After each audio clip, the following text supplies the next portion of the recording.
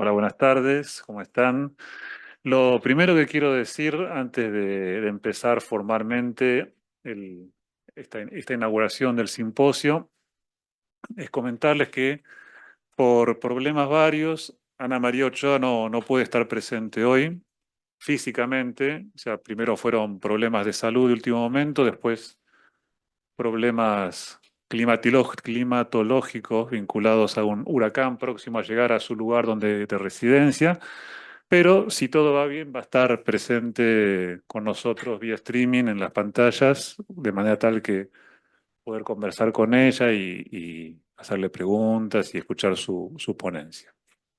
Y bueno, cuando quieras, Cristian. Bueno, muy buenas tardes a todos, a todas.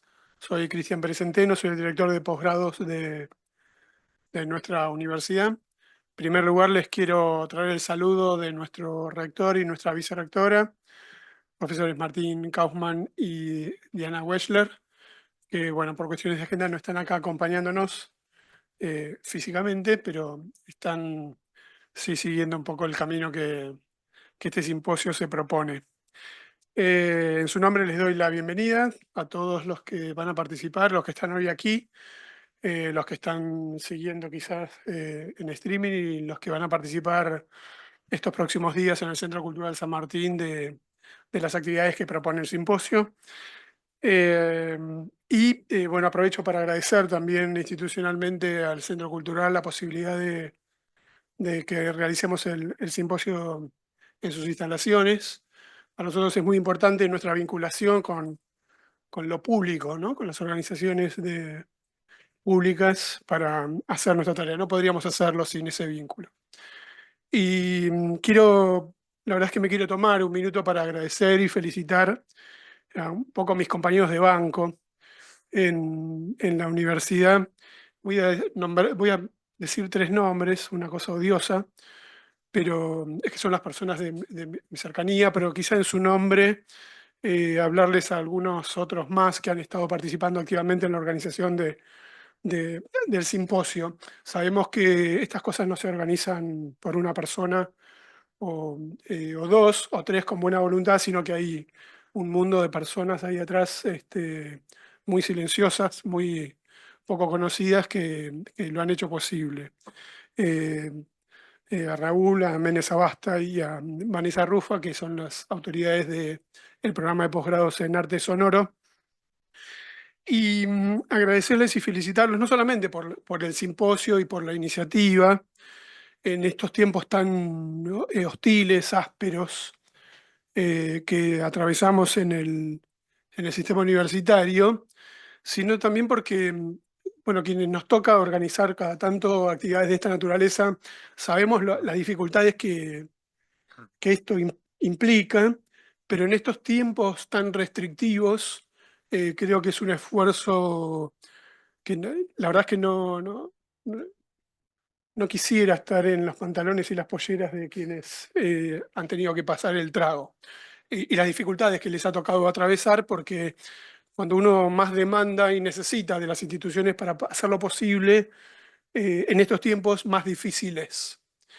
Y también el agradecimiento y la felicitación porque continuar apostando activamente a la construcción de un campo académico como el del arte sonoro, que para quienes no venimos de ese mundo, mi mundo es el de la educación, eh, la verdad es que no podemos dejar de asombrarnos y valorar la tarea que se está haciendo. No solamente de las cuestiones más disciplinarias de la cuestión. Bueno, yo dirijo los posgrados y entonces veo ahí una especialización y ahora veo una maestría, y como estoy de alguna manera inventariado en la universidad, he visto todos esos procesos casi desde mi balcón y me asombra y lo valoro. Y me asombra porque en general la universidad no siempre ha sido una buena compañía del arte, y que esto sea posible en el ambiente universitario es de destacar. Está bien que nuestra universidad tiene una mirada muy especial respecto del arte.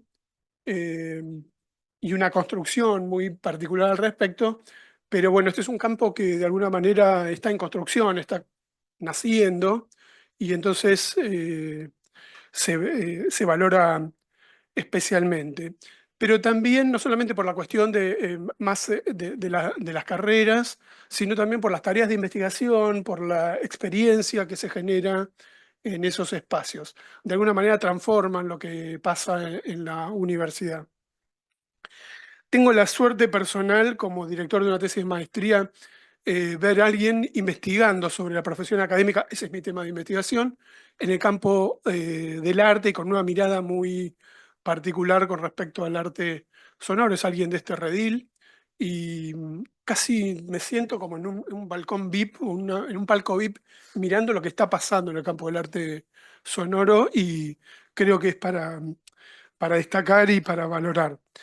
Y creo, por último, casi cerrando, que la organización del simposio, a pesar de los pesares, captura eh, un poco una decisión, quizá una estrategia de supervivencia de la propia universidad en este contexto hostil, que es sobre todo en un contexto de fuerte deslegitimación, casi de acogotamiento de nuestras posibilidades y nuestra propia existencia de funcionamiento, eh, seguir apostando a aquello que somos y que queremos. Para nosotros, sí, la universidad es muy importante. Para nosotros no es posible construir una comunidad sin la universidad. Y en ese sentido, lejos de irnos al rincón a lavarnos las heridas, acá hay gente trabajando, apostando a seguir construyendo un campo. Creo que les ha tocado bastante malos contextos para los simposios, Todos, ¿no? todos, todos. Los tres. Sí, ahora me pregunto, no sé si está tan bueno estar tan cerca, pero estaba pensando en el anterior, pero a este también, es decir, la verdad es que es increíble. Y a pesar de eso, acá hay un tesón, hay gente con deseos, con una mirada, con una perspectiva, con un interés, y que no se va al rincón a lamarse las heridas. Y eso creo que vale la pena. También sé que eso no es nada si no hay otros que se suman a digamos, a la movida. Simplemente, y la otra cosa que quisiera destacar es un acierto enorme en el título. Qué mala oportunidad para que me suene el celular. Eh, que es la cuestión, la referencia que hay al futuro. Este futuro inaudito, a mí me quedé colgado con la cuestión del concepto de futuro. Justamente por esto que decía recién, quizá, por esta idea de que el futuro no es un mero devenir y que uno podría quedarse a esperar que, bueno, que acampe la tormenta y que las cosas pasen, pero lo que yo observo es una idea de ir a construir ese futuro. Y ojalá que en las discusiones que ustedes tengan, lo que compartan estos días de encuentro también social, social en un sentido no quizá más restrictivo, más del reconocimiento del propio grupo, de compartir las experiencias, de, de encontrar ojos que devuelvan la mirada con las cosas que uno hace, con las cosas que uno no hace, son espacios únicos que también es importante hacer el esfuerzo de sostener, porque estos son tiempos donde nos empujan al rincón, a que cada uno haga la suya, que cada uno se esconda en su posibilidad y que no nos reunamos. Entonces, no es menor, me parece a mí, lo que está pasando y lo que va a pasar en estos 3 días o 2 días largos aquí entre ustedes. Así que bueno, muchas gracias y les deseo lo mejor en esta tarea que tienen por delante.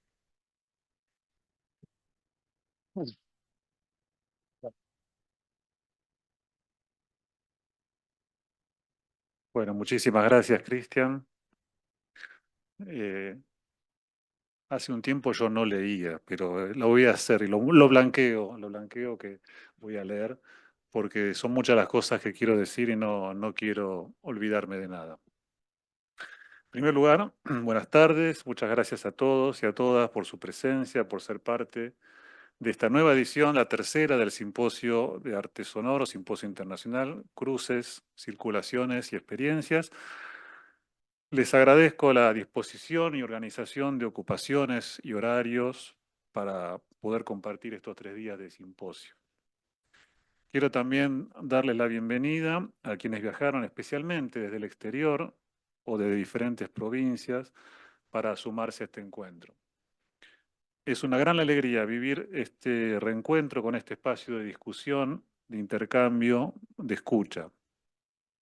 Quiero agradecer muy especialmente también a quienes hicieron posible este momento, a las autoridades de la Universidad Nacional de 3 de Febrero, a los equipos de eventos y de comunicación institucional de la universidad, a las autoridades del comité, perdón, a las autoridades del Cultural San Martín, al comité académico del simposio, a los estudiantes que voluntariamente se sumaron y con ganas a colaborar en todo lo que hiciera falta, y a todos los integrantes del equipo de organización, Camila Juárez, Daniel Sutkowski, Pablo Ellenbaum, Alejandro Clemente, Victoria Polti, Kevin Herzog, y muy especialmente a mis grandes, enormes compañeras diarias, Menes Sabasta y Vanessa Ruff. La primera edición, que de alguna manera fue la piedra fundacional de nuestros posgrados, la especialización en arte sonoro y la maestría en artes y estudios sonoros, la realizamos hace ya 6 años, exactamente en septiembre de 2018. Parece una eternidad, otra época. Éramos otros, éramos otras, y la universidad y el país también eran otros. La segunda edición del año 2020, año no tan excepcional como quizás creíamos en ese momento, la tuvimos que suspender por las razones conocidas de la pandemia, que, bueno, trastocó todo, vidas cotidianas, rutina, paisaje, y también de alguna manera preparó el terreno para lo que en ese momento no veíamos como futuro próximo y que devino en este presente incierto. En estas breves palabras me gustaría referirme a la realización y la preparación de esta tercera edición en relación con cierto estado de cosas, vamos a ponerlo así, en el contexto actual de este presente. No me refiero aquí a una reflexión que en línea con lo que decía Cristian, de las dificultades cada vez mayores de realizar una actividad de estas características en una universidad pública. En este momento en que la educación y las universidades están siendo atacadas desde el mismo Estado que debería fortalecerlas. Pienso más bien en algunas escenas del presente que curiosamente se conectan con aquello que nos convoca hoy aquí, aquello que investigamos, que es uno de nuestros temas de interés, de pasión, de creación y experimentación, que es la escucha. No es ninguna novedad ni es nada original por mi parte decir que estamos transitando un periodo de un ataque brutal a ciertos puntos básicos de convivencia democrática que fuimos construyendo como sociedad en estos 40 años postdictatoriales. Y ese ataque se despliega de diferentes maneras, entre las cuales hay dos cuestiones que me interesa señalar. Por un lado, un ataque muy fuerte a la idea de lo público, entre la cual se encuentra, por supuesto, la educación en todos sus niveles, y se lleva especialmente adelante en el plano económico mediante la desfinanciación del presupuesto universitario y el congelamiento de las actualizaciones salariales en medio de un contexto inflacionario. No voy a entrar en detalles porque es una realidad que conocemos todos muy bien, que nos atraviesa, pero sí me voy a detener un poco más en otra cuestión y ya pensando desde la perspectiva del campo de los estudios sonoros, en una planificada estrategia de silenciamiento y aturdimiento que se lleva adelante desde lo que muchos hoy reivindican como batalla cultural y que también se libra en el plano de la oralidad. Estamos frente a un despliegue inaudito del ruido como estrategia comunicacional. Hoy en día ya no es problema la debilidad de los argumentos, la contradicción de ideas al decir un día una cosa y al día otra. Más bien parece que la circulación de la palabra, abre otras zonas que incluso están por momentos más allá de la intervención pública del discurso como producción de sentido. Por un lado se trata de hablar, de instalar temas, de marcar agenda, como un modo de llenar el tiempo y el espacio con palabras. Y por otro, no es la escucha, en su plena acepción, lo que sostiene la escena.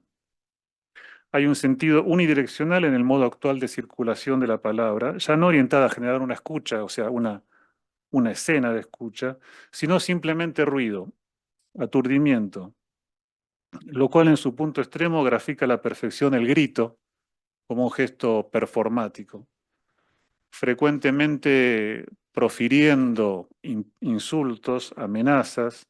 El grito aparece en esta escena como un modo de imposición que se juega en el plano sonoro para afectar, producir afecto, identificación, adhesión, miedo. Es el acontecimiento vacío que rige la lógica de intervención en la escena pública a través de las nuevas formas de visibilidad que construyen las redes sociales. La estrategia generó resultados muy rápidamente y tuvo un efecto inmediato en cuerpos y afectos, un estado de shock generalizado, una sensación de irritación y agotamiento constante, y también, y por otro lado, un silencio que busca callar las manifestaciones colectivas de disenso. Hay una escena que muestra otra figura de la escucha o de la imposibilidad de la escucha, en la que me quiero detener porque amplía un poco y da otra perspectiva. No sé si recuerdan que hace un tiempo atrás, un episodio que tuvo lugar a fines de octubre del 23, cuando el entonces candidato y actual presidente es entrevistado en un programa de televisión. No fue hace mucho, pero parece una eternidad y todavía no llegaba a percibirse la dimensión de lo que vendría. En ese momento el futuro nos era inaudito, para decirlo con los términos de esta edición, aunque en uno de los sentidos de las palabras. La escena no pasó desapercibida, aunque no era, repito, posible percibir su costado anticipatorio, que era una especie de escena profética del nuevo presente que habitamos. Fue así. Estaba el entrevistado con las preguntas y respuestas y de repente hay algo raro y el entrevistado se enoja, para la entrevista y se queja de los ruidos que lo están distrayendo atrás suyo. Y dice, literalmente, hay un nivel de bullicio no convencional y literalmente hay un murmullo que me está matando. Frase que puede ser muy poética, pero no lo es tanto. La expresión de esta incomodidad resulta hoy absolutamente reveladora. ¿Qué es un bullicio no convencional? ¿Cuál es el límite tolerable de alboroto? ¿Y cómo se construye ese límite? ¿Y qué tipo de rumor produce la concurrencia de un número de personas en su lugar de trabajo? Quizás así suena lo colectivo. Al día siguiente se supo que los murmullos que me están matando venían nada menos de los trabajadores del canal de televisión que estaban haciendo una medida de fuerza. Y frente a ese bullicio no convencional, en realidad debería decir frente a todo bullicio no convencional, aparecerá otra figura sonora, la del rugido del león, como una figura simple, casi infantil de una supuesta superioridad masculina y de dominio individual que se inscribe como un elemento más en la lucha social por el sentido a través de esta disputa oral. A partir de estas reflexiones, entonces, quería poner en contexto algunas de las ideas que impulsaron la propuesta de esta tercera edición del Simposio Internacional de Arte Sonoro, que comenzamos a planificar en simultáneo con los vertiginosos cambios de fines de año pasado, en un momento en que sentíamos que el futuro se nos volvía difuso, imprevisible, inimaginable. Hoy en día ya pasó casi un año y quizás la idea de un futuro inaudito tal vez encierre, o quizás debemos forzarla que encierre, la promesa de otro tiempo mejor por venir. ¿Acaso también para eso estamos acá, en este espacio de intercambio y de escuchas que celebro? Para mí es además muy estimulante y muy gratificante que en este espacio se presenten trabajos de 7 estudiantes nuestros que fueron seleccionados por el comité académico. Celebro también el nuevo sello discográfico que vamos a hablar enseguida. Y todo es celebrado con la alegría del encuentro y de este reencuentro, que como decía al comenzar, seguramente generará vibraciones individuales o grupales para tramar modos de reestructurar un universo sensible, desde lo que no es pensable pueda comenzar a ser pensado, para hacer sonar el mundo de otros modos que quizás podamos aprender a escuchar. Y hago mías estas palabras de María Pía López y con esto termino. Nos toca insistir en la transmisión y en la conservación, y a la vez en la atención dispuesta y atenta de lo que vendrá. Estar ahí, golpeando la pared con los nudillos una y otra vez, despacito, murmurando, para ver dónde están las resquebrajaduras. En eso estamos. Muchas gracias.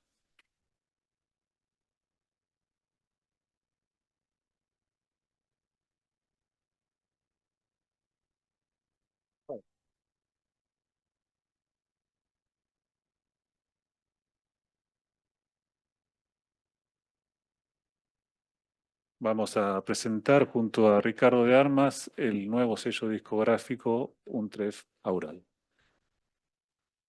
Buenas tardes. Quiero contarles sobre esta iniciativa interesante que estamos presentando hoy, desarrollada en nuestra universidad, la creación de nuestro propio sello discográfico Untref Aural.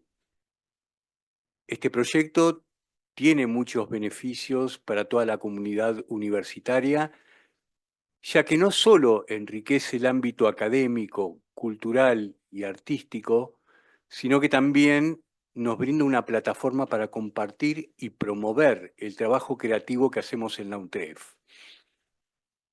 Quizás hayan escuchado hablar de UNTREF Sonoro, un sello discográfico que funcionó durante años en nuestra universidad, bajo la coordinación de Alejandro Juárez. En esa época se editaron discos físicos de diferentes artistas, varios de ellos de la UNTREF. Sin embargo, con la crisis de los soportes físicos, prácticamente ya no usamos CDs, el proyecto se discontinuó, pero con la llegada de las plataformas de streaming y la virtualización de nuestras actividades, decidimos lanzar este nuevo sello, adaptándolo a las nuevas formas de compartir y escuchar música hoy en día. Además, en Argentina tenemos un desafío importante con la preservación y el acceso de nuestras actividades culturales y artísticas. Concretamente, en el campo de la música es casi imposible encontrar ciertas obras orquestales o de cámara de creadores argentinos, fundamentalmente de los siglos XX y XXI, a menos que alguien las comparta en Internet de manera individual. Por ejemplo, una edición importante de carácter excepcional fue la compilación llamada Panorama de la Música Argentina, que surgió durante la década del 90. Se trata de una colección de aproximadamente 19 CDs, ordenados con un criterio cronológico, según la fecha de nacimiento de el compositor o la compositora, coexistiendo obras de cámara, orquestales y electroacústicas. Si bien la mayor parte de estos discos están disponibles en la actualidad en plataformas digitales, es casi imposible conseguir la información exacta de cuántos CDs componen la colección, quién la financió y quién la organizó.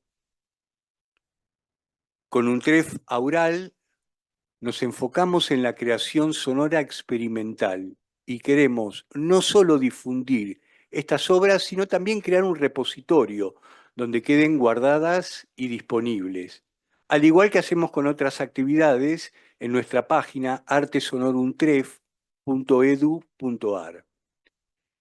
Esto no solo ayuda a promover el trabajo de artistas de la universidad, sino que también contribuye a la preservación de nuestro patrimonio artístico nacional. Este sello es un espacio para la creatividad y la innovación. Ofrece una oportunidad para que los artistas experimenten y desarrollen sus habilidades en un entorno profesional y permite que sus creaciones lleguen a un público más amplio, tanto a nivel nacional como internacional. Además, Untref Aural también impulsa la investigación y el desarrollo en el campo de las artes y las tecnologías aplicadas. Los proyectos que se publican pueden convertirse en material de estudio para futuras investigaciones académicas, abarcando la exploración de nuevas técnicas y metodologías en la producción y análisis de creaciones sonoras. UNTREF Aural es un proyecto clave que no solo enriquece nuestra formación académica y profesional, sino que también fortalece el desarrollo cultural y el sentido de comunidad en la UNTREF. Y ya tenemos los primeros trabajos publicados de Agustina Crespo, Ernesto Romeo junto a Victoria Barca, Jorge Aro y Menes Abasta. Realmente me siento emocionado por la creación de este nuevo sello discográfico y espero que ustedes lo puedan disfrutar. Pueden visitar el sello, deben visitarlo Y seguirlo. y seguirlo, por supuesto, en untrefaural.bandcamp.com. Y ahora invito a artistas que participaron en esta primera camada que publicó Menes Abasta, Agustina Crespo, Quieren comentar brevemente. si quieren comentar brevemente algo sobre... Ya hay micrófono allá, pero ahí está, ahí está.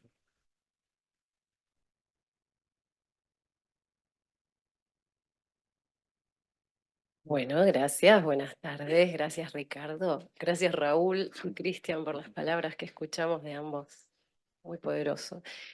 Un gran comienzo de simposio. Eh, yo solamente les invito a escuchar, están subidas las músicas en esta nueva iniciativa que esperamos bueno, que además de estos artistas de renombre que congrega actualmente, se sigan sumando otros artistas de renombre de nuestra comunidad tan fértil que es la comunidad de arte sonoro UNTREF, en particular del álbum que está ahora lanzándose en el marco del lanzamiento del sello. Puedo solamente comentarles que decidí hacer una especie de reinvención de composiciones que fueron originalmente pensadas para instalaciones, son los sonidos de instalaciones, o sea que estoy haciendo como una especie de refundación, una nueva propuesta de escucha sobre materiales que fueron mezclados en multicanal y que tenían otra temporalidad, porque la temporalidad de la instalación no es tan cautiva como el ponerle el play y que transcurra una duración limitada, ¿no? Así que bueno, están ahí para que lo escuchen cuando quieran. Gracias. Le voy a dejar el micrófono a Agustina. Hola, Agustina. Hola.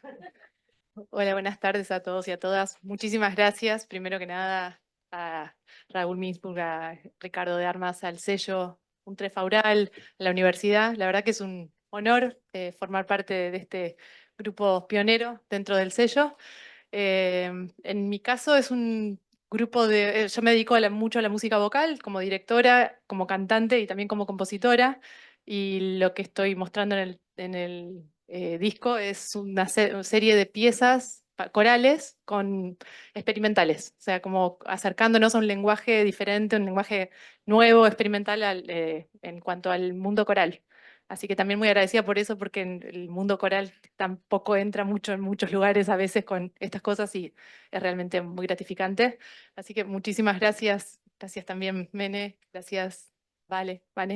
Y bueno, muy feliz de participar y muy honrada. Muchísimas gracias. Bueno, muchas gracias. Muchas gracias. Bueno, muy bien. Bueno, bárbaro.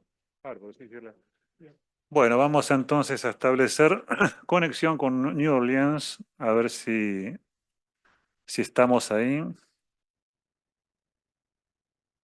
¿Me escuchan?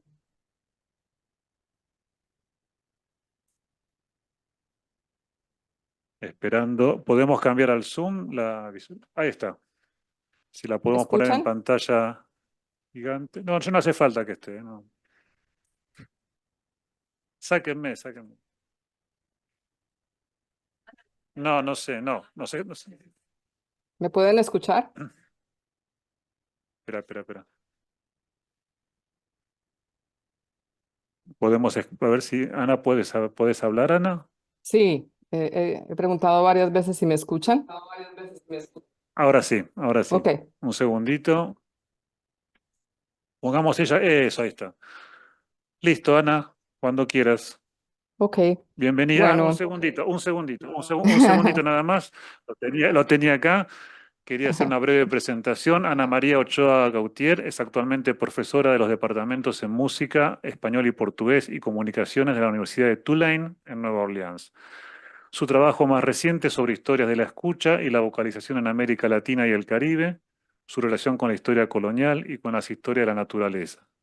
También ha trabajado temas de conflicto armado y sonido, particularmente el uso del silencio como armamento sonoro y la relación entre violencia, paz y política cultural.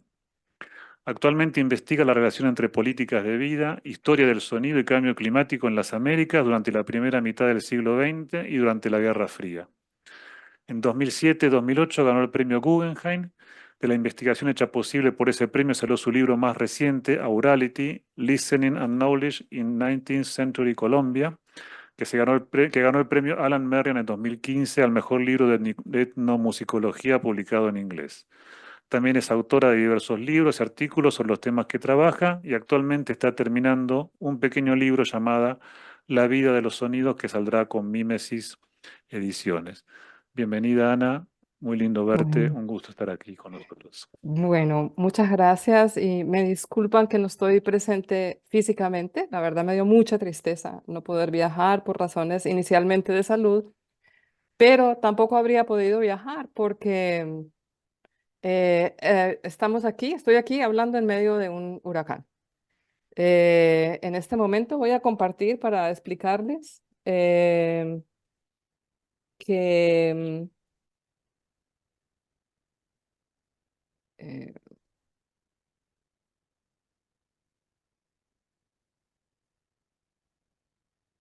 sí, ahí tienen, les hice una foto de la situación. ¿Me escuchan? Sí, ¿Sí? sí, pero no Sí. podemos ver la foto, ¿no? Ah, La estoy viendo yo la foto, pero no. Ahí está, ahí está. ya, ya, Sí, ahí sí. ya. Entonces puse debajo de mi título lo que es un huracán. Estamos en ese círculo más fuerte que se está señalando. Ya esa parte de afuera está llegando a la ciudad. Nosotros estamos bien. Este no es un huracán. Nosotros, mis dos perritas y yo. Este no es un huracán fuerte, es un huracán categoría 2 que estará más fuerte dentro de 3 horas y a veces habrá ráfagas y otros sonidos aquí. Y sí tengo que decir que tengo que estar pendiente de los anuncios de la ciudad, que los tengo en off sonoramente, pero los tengo que mirar cuando llegan por si hay algo que tenga que atender. Ahora, mi tema de la presentación es cambio climático y sonido y silencio, pero jamás pensé que esto se iba a volver una presentación performativa en donde tanto que hablamos de los agentes no humanos y aquí están definiendo de manera radical esta ponencia. Uno cuando vive aquí en Nueva Orleans es uno de los epicentros del cambio climático, no hay manera de no estar pendiente todos los días de los fenómenos que son el cambio climático y entre mayo y noviembre es la época muy intensificada actual de huracanes. Lo que sí no me imaginé es que el huracán fuera a llegar a la misma hora de esta ponencia en este momento. Es como, no me parece coincidencia, es como si los organizadores y los vientos de Nueva Orleans se hubieran puesto de acuerdo para hacer una ponencia performativa sobre sonido, silencio y cambio climático y vincular Nueva Orleans y un TREF de nuevas maneras, ya que le tengo mucho cariño y mucha admiración al programa de arte sonoro de la UNTREF. Y vamos, bueno, es lindo porque uno no sabe qué va a salir de aquí. ¿Escuchan? ¿Están ahí? Sí, nos escuchan. ¿Nos escuchas nosotros, Ana? Sí, sí, y me ven y me escuchan, ¿cierto? Si cualquier cosa, me avisas, Raúl. ¿Sí? Bueno, entonces sigo. Esta ponencia contiene fragmentos adaptados del libro que pronto saldrá publicado con Mimesis Ediciones en Chile y que se llama La vida de los sonidos. Rachel Carson se sienta al frente de 7 micrófonos que amplifican su testimonio ante el Senado de los Estados Unidos. Es junio de 1963, justo un año luego de que el New Yorker publicara en 3 seriados lo que luego será su libro Silent Spring, Primavera Silenciosa, que sale al público unos pocos meses después del seriado. Su escrito causó tanto furor que en julio del mismo año el New York Times publica una columna titulada La primavera silenciosa se ha convertido en un verano ruidoso. En esta foto, Carson aparece hablando ante los micrófonos, su cabeza levemente inclinada, su boca en forma de palabra como asomando su voz, sus ojos en direcciones disímiles o al frente o hacia su derecha, uno no sabe. El hecho contundente es la amplificación de la voz de esta científica por los micrófonos que rodean su rostro, proveyendo sonoridad a la imagen. Carson, enferma de cáncer, testifica ante el Senado de los Estados Unidos durante 40 minutos para denunciar el complejo agroindustrial y agrotóxico de los insecticidas, particularmente el DDT, que estaba matando pájaros e insectos e invadiendo la cadena alimentaria, alterando para siempre la estructura química de las personas, los animales y sus descendientes. Todos tenemos DDT en nuestros cuerpos. El libro Primavera Silenciosa comienza con un relato imaginario, una fábula, la llamó ella en su momento, sobre un pequeño pueblo bucólico en el corazón de los Estados Unidos, sobre el cual desciende una peste desconocida. Este no es el único lugar en el cual aparece lo sonoro en el libro, pero es emblemático porque lo define. Un fragmento de estas páginas iniciales dice así: Luego, una extraña plaga se arrastró por toda la región y todo comenzó a cambiar, como si una maldición se hubiera instalado en la comunidad. Enfermedades misteriosas afectaban las gallinas, el ganado y los ovejos y enfermaban y morían. Por todas partes estaba la sombra de la muerte. Los granjeros hablaban sobre dicha enfermedad entre sus familias. En el pueblo los médicos estaban más y más extrañados con las nuevas enfermedades entre sus pacientes. Habían habido súbitas e inexplicables muertes. Los pocos pájaros que había estaban moribundos, temblaban violentamente y no podían volar. Era una primavera sin voces. Allí donde antes reverberaban las mañanas con un coro de amanecida, de petirrojos, sinsontes, palomas, arrendajos, cucaracheros y cientos de otras voces de pájaros, ya no había ningún sonido. Solo el silencio yacía sobre los campos, los bosques y el manglar.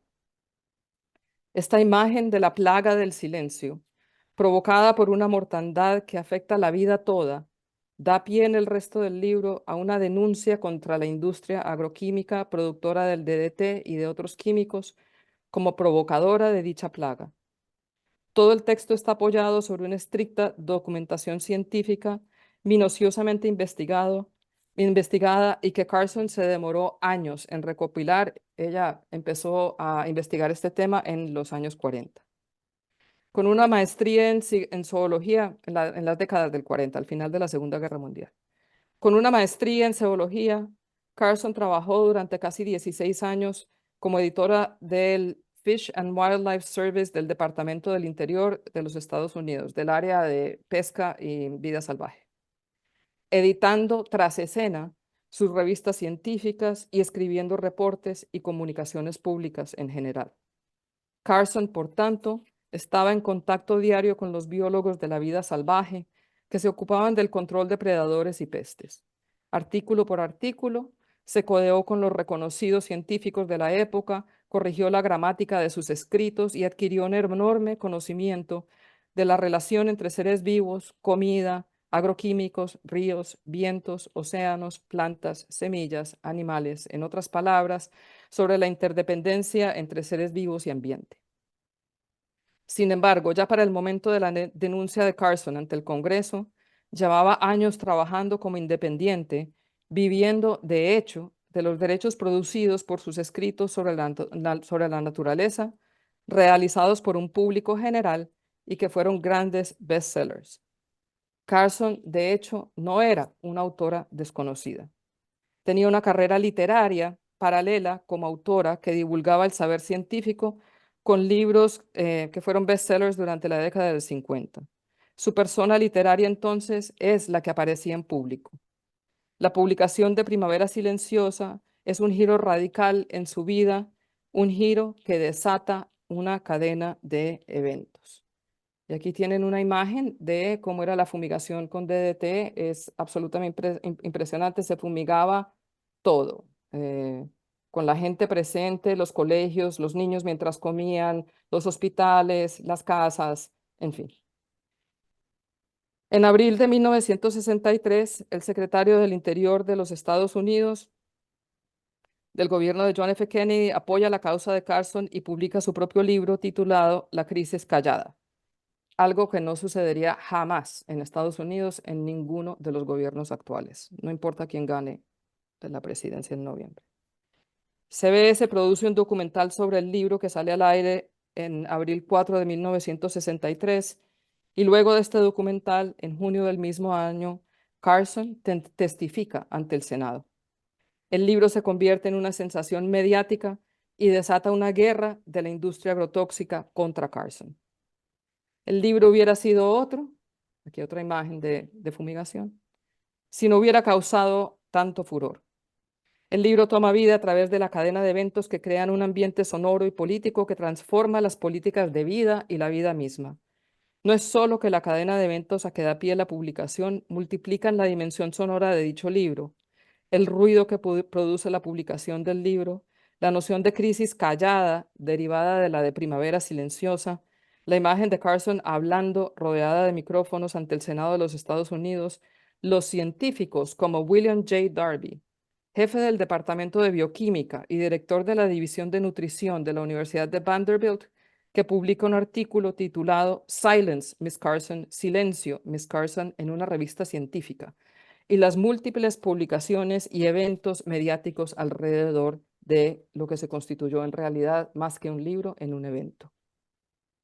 El libro de Carson destapa la complicidad entre científicos e industria, una complicidad que es central a la historia de la producción de la desinformación científica producida en la alianza entre científicos empleados por las industrias, la agroindustria, y sembrando duda sobre lo que constituye una verdad científica o no. Naomi Oreskes y Errol M. Conway, en su libro Mercaderes de la Duda, y aquí también quiero invocar un poco la presentación de Raúl, señalan precisamente cómo se constituye históricamente este mecanismo de provocar la duda con un ruidajón eh, de datos contradictorios, modos de hablar contradictorios, y los científicos que participaron de él. Esta metodología de la desinformación fue desarrollada poco a poco por una serie de científicos empleados por dicha industria. Entonces, Oreskes y Conway trazan el desarrollo de esto desde la industria del tabaco, después pasan los científicos a trabajar en otras industrias y después, bueno, al ataque de Carson, y hoy en día es la misma estructura para negar el cambio climático.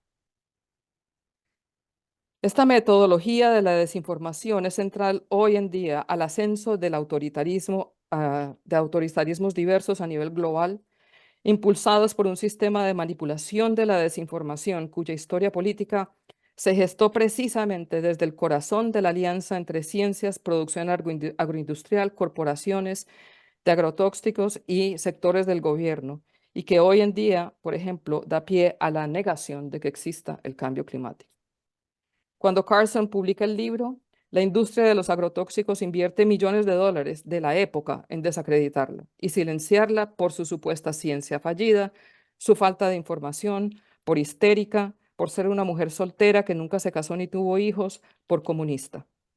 Carson y su libro constituyen un episodio sonoro, un estruendo que no solo es fundacional para el movimiento ambientalista estadounidense, como se ha dicho tantas veces, se le considera la madre del movimiento ambientalista. Al salir de su encajonamiento como autora de libros de naturaleza, su ser mismo es reconstituido públicamente, continuamente, por la cadena de hechos que se suceden como medio de amplificación o como objeto de acallamiento, y al serlo altera el orden metafísico de las ciencias. ya que incide allí donde las mujeres son un peligro y donde pensar es una condena, en el campo del pensamiento científico como campo político. Y si altera la metafísica de las ciencias, también altera la metafísica de la escucha a la naturaleza y de las modalidades del silencio. Silencio ambiental, acallamiento, sonido ambiente, silenciamiento. Si bien se la recuerda en casi todas sus biografías como una mujer silenciosa, yo difiero de ese juicio. Carson más bien era una mujer que sabía escuchar, pero que era perfectamente capaz de articular su ser público y privado, su palabra verbal y escrita, según su propia voluntad y deseo.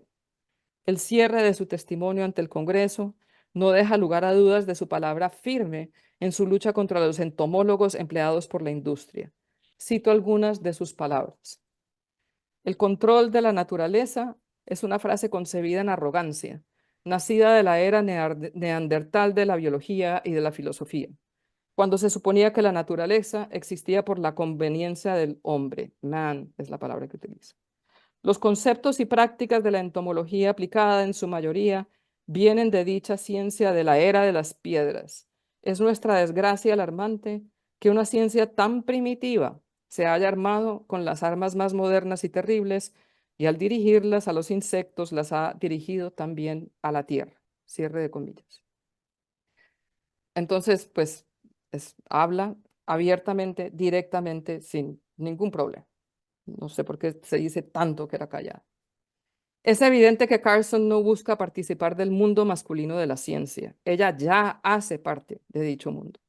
Más bien, Carson desestabiliza la presunción neutral de la ciencia como un saber que construye a la mujer ontológicamente como una fuera del episteme científico y que no se involucra en los asuntos de la necropolítica de los agrotóxicos.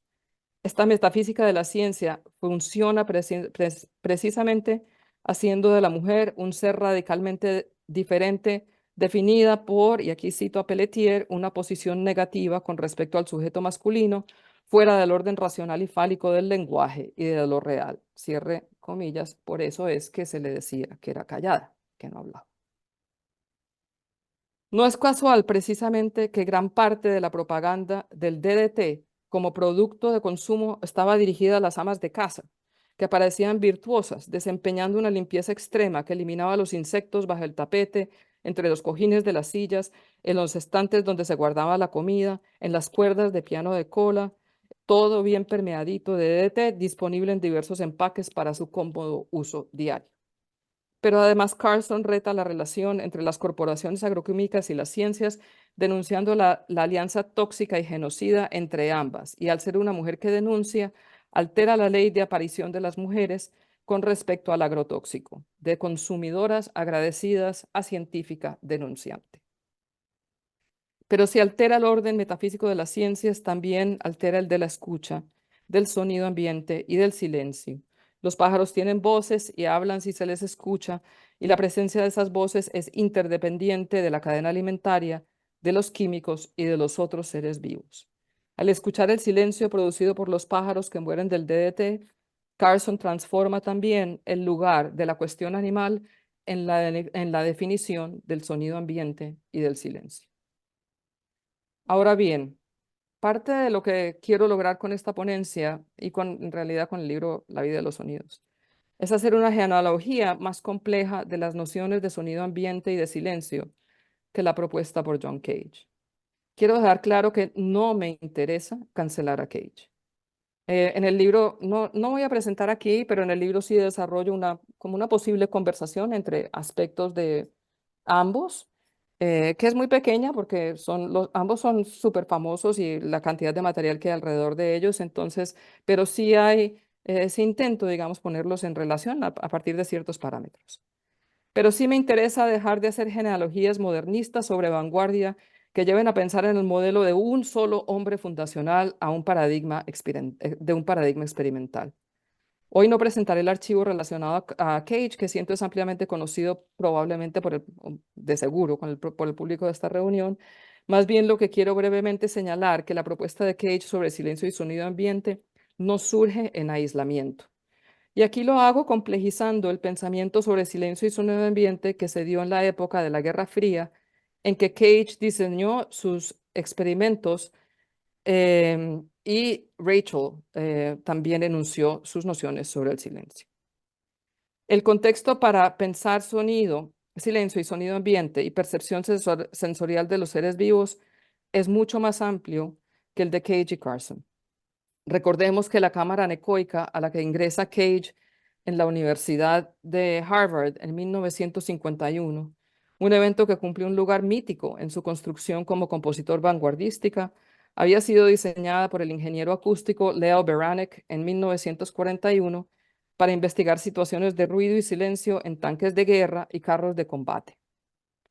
Jessica Schwartz es una etnomusicóloga que estudia los efectos musicales y sonoros sobre la población de las Islas Marshall, en las Islas Bikini, luego de los experimentos termonucleares de 1954 del Pacífico, que es la explosión de la bomba, el proyecto Castle Bravo, de la bomba atómica más grande que se ha estallado en la Tierra. Su investigación explora la manera como la época de la Guerra Fría, los años 50 y 60, fue una época en que el silencio se articuló como política nacional de seguridad en los Estados Unidos. Y aquí cito a Schwartz. El silencio significa seguridad fue un eslogan estadounidense que surgió durante la Segunda Guerra Mundial a medida que la nación formulaba su rol como poder mundial. Durante la Guerra Fría, la seguridad nacional se vinculó más y más a una administración con una política nacional e internacional caracterizado por el secreto. Fin de cita. Schwartz llama a este tipo de silencio un silencio regulatorio y lo importante es que no era solo un silencio, digamos, de crear documentos secretos o llevar a cabo, digamos, experimentos nucleares secretos, etcétera, sino que hubo toda una pedagogía con el público, de la cual esta es una muestra del tipo de propaganda, con las escuelas, con las familias, de implementar nociones de silencio como estrategia y de secreto como estrategia de seguridad nacional.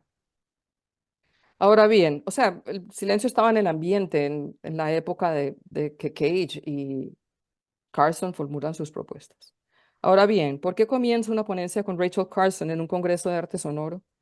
Comienzo con Carson, que creo que nos permite una historiografía de la antropogenia que complejiza la noción de ambiente sonoro y de silencio como pensamiento no solo medioambiental, en el caso de Carson, sino también con implicaciones estéticas que nos permite colocar la cuestión animal al centro de la historiografía de la experimentación sonora y porque nos permite vincular los experimentos acústicos de guerra con lo sensorial y con el silencio y el ruido en los efectos sonoros y los efectos sonoros de los agrotóxicos, que es básicamente, digamos, un poco la propuesta de Carson. Los agrotóxicos están creando un tipo de mortandad muy parecida a la lluvia nuclear, al fallout de lo nuclear. En Luisiana, el estado en que vivo, el tercer estado más pobre de los Estados Unidos y una zona caribeña, como lo anuncia este huracán Francine, que en este momento está muy pacífico. Hay más de 150 plantas petroquímicas y 15 refinerías de hidrocarburo, lo cual la convierte en una de las zonas más contaminadas del planeta, todas de procedencia de corporaciones multinacionales. Hay una región que se llama Cancer Alley, que la tienen ahí al frente. El Callejón del Cáncer, un trecho de 85 kilómetros entre Baton Rouge y Nueva Orleans, uno de los lugares de mayor cantidad de desechos tóxicos y de incidencia de cáncer en el mundo, donde la mayoría de la población es afrodescendiente. O sea, aquí en Nueva Orleans, en la ciudad, la población es 63% afrodescendiente, pero en este sitio es particularmente esta población, digamos, pobre históricamente era allí donde quedaban las plantaciones de azúcar. Y en las costas del Golfo de México, que incluye Luisiana, hay 2.366 pozos petrolíferos y de gaseoductos, todos produciendo sonidos de prospección y extracción petrolífera. El montaje y engranaje de todo este entramado industrial se intensificó exponencialmente entre los años 40 y 60, es decir, los llamados años de la Guerra Fría. Entonces, si en este momento un huracán como el que llega aquí hoy, este es un huracán pequeño, o sea, por eso estoy aquí hablando, pero hay una época muy intensa de huracanes que no se daba anteriormente, no se daba hace 12 años, 15 años. Los huracanes siempre han existido, pero no la cantidad, la intensidad y la velocidad de organización de los huracanes. Entonces, ¿por qué pasa eso? Porque hay estos pozos petrolíferos, se desbarató la defensa vegetal, acuática y de tierra y de, digamos, vegetación submarina que protege las costas de estos huracanes. Nosotros aquí no estamos bajo orden de evacuación, pero a 3 horas de aquí, a 2 horas de aquí, mis vecinos sí están bajo órdenes de evacuación y ya las aguas están inundando los pueblos. El planeta en que vivimos no es el planeta en que yo nací. Se han transformado las aguas, la atmósfera o el aire, la tierra, la cantidad y tipos de seres vivos, ya que asistimos a lo que se ha llamado la sexta extinción y el espacio interplanetario también ha cambiado. Muchos de estos aspectos son transformaciones permanentes. Por otro lado, se están transformando aceleradamente las relaciones entre ciencias, humanidades, nociones de cuerpo y sexualidad, políticas de reproducción de los seres vivos, clonación, semillas transgénicas y los modos de presencia de diferentes tipos de saberes procedentes de distintas culturas entre nosotros, que conciben la relación naturaleza-cultura de manera radicalmente diferente. Por tanto, lo que está en disputa no es solo una problemática sobre el manejo de una serie de recursos, como aparece aquí el extractivismo, sino la noción misma de vida a partir de diferentes formas de abordarla desde distintos lugares políticos.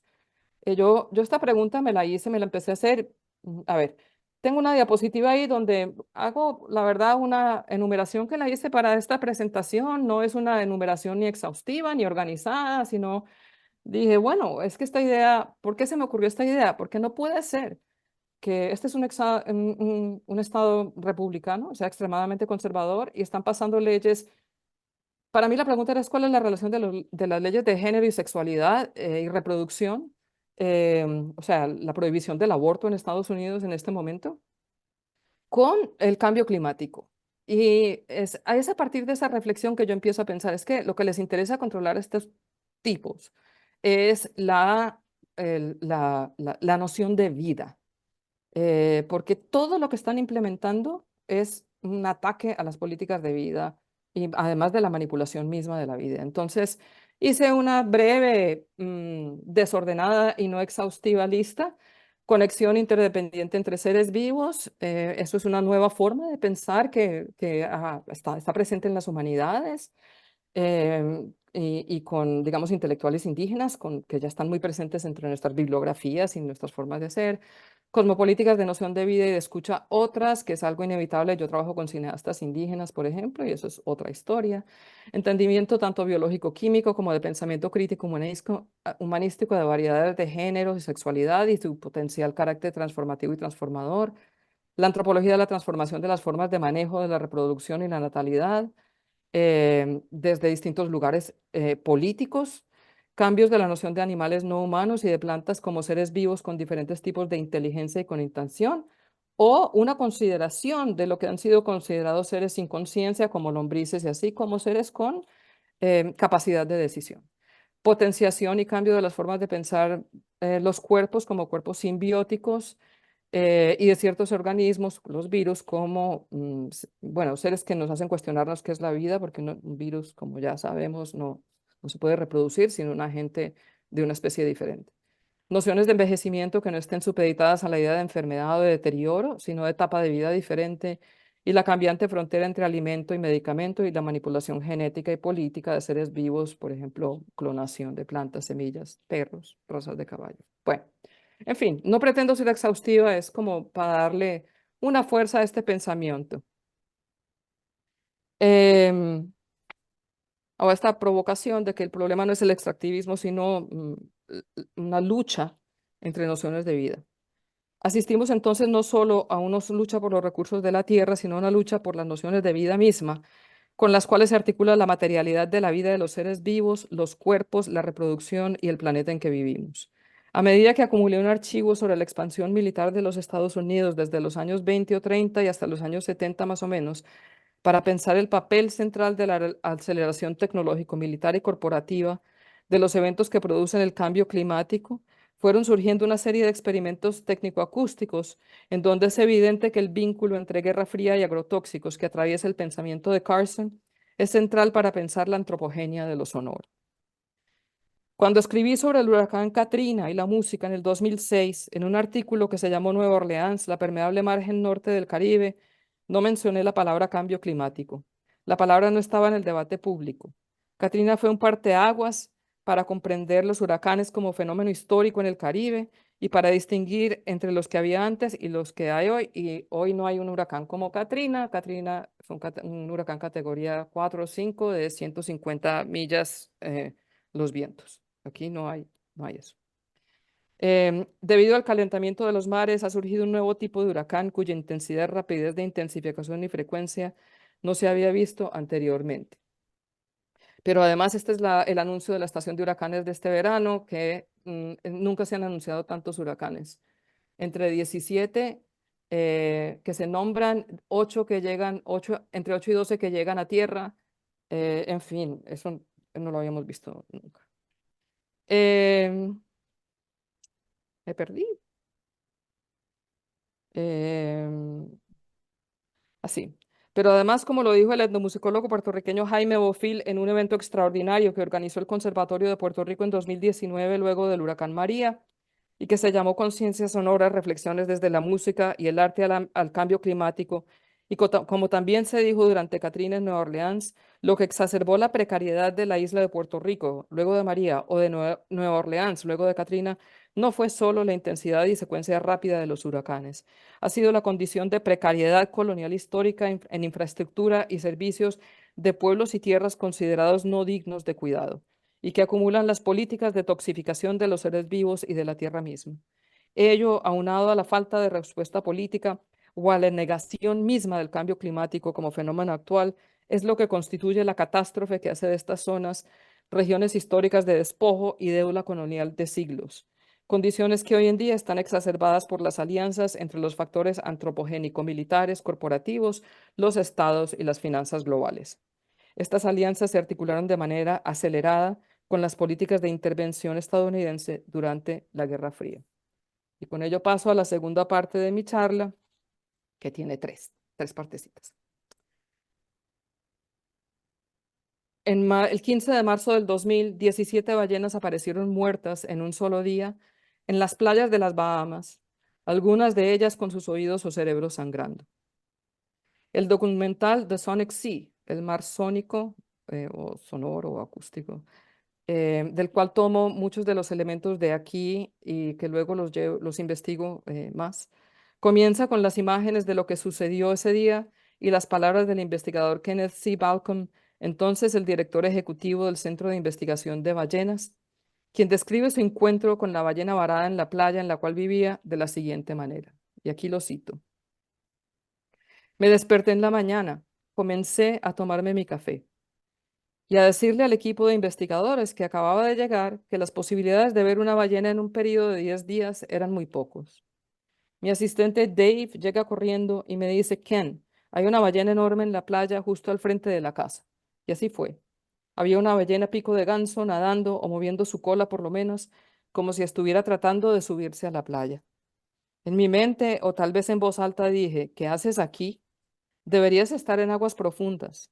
Entonces la empujamos hacia el mar. Nadó un poquito y luego regresó. Hicimos esto 2 o 3 veces y luego llegaron los vecinos y dijeron, hay otra en la punta de la playa.